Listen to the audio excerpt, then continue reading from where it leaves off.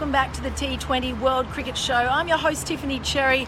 Behind me there, you can't really see it, is the MCG. Very shortly we'll be joined by the legends themselves, KP and Warnie. On today's show we'll take our first look at the upcoming Ashes series and get a feel for what the guys think will happen. So let's jump straight into it with KP.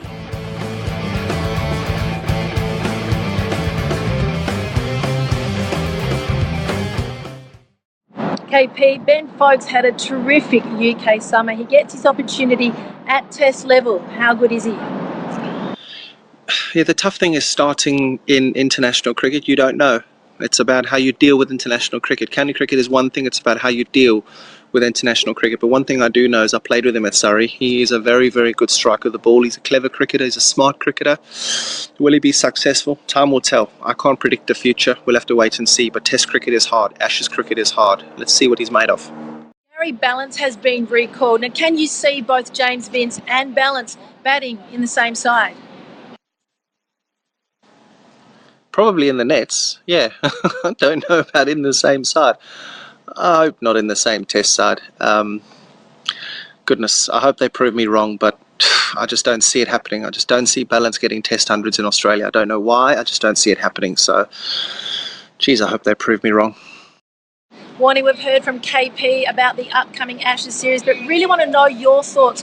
What will the Aussie middle order look like? Who bats where? Yeah, look, I think the first few rounds of Shield cricket, we've just had one, I think are going to be so important. We need Glenn Maxwell, I would like to see at number 6, but he needs to make some runs. I'm not sure why he's batting at number 3 for Victoria. I'd like to see him batting at 5 or 6, and I'd like to see Glenn Maxwell take that spot, or Travis Head. I'm a big fan of Travis Head too. I think Hilton Cartwright, I think he's got a few technical flaws. So have the others. There's no real standout, so I'm sure the selectors, whoever takes runs or makes big runs early, will probably get the nod at number 6. And Craig Overton has been rewarded. He led the bowling attack for Somerset. Can he do the same for England? Unsure. I don't think he's going to lead the attack at all. I think it's an Anderson Broad show. So he might have a role to play in some capacity, but it's an Anderson and Broad show at the top of that innings. And if they're not there, then there's going to be serious problems for England. Warnie, give us your prediction. How will the Ashes series play out?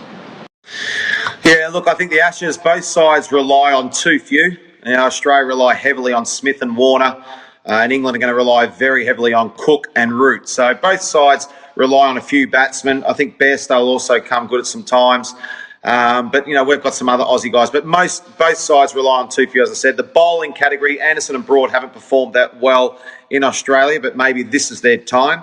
As they're bowling well, but I think Australia's bowlers are quite dominant. If injury-free, Stark, Cummins, Hazelwood with Nathan Lyon as the spinner, I think we'll get it done in Australia. I don't think it'll be a whitewash. I think it'll be a lot closer than what people think. Bring it on, I say. Go away, you Poms!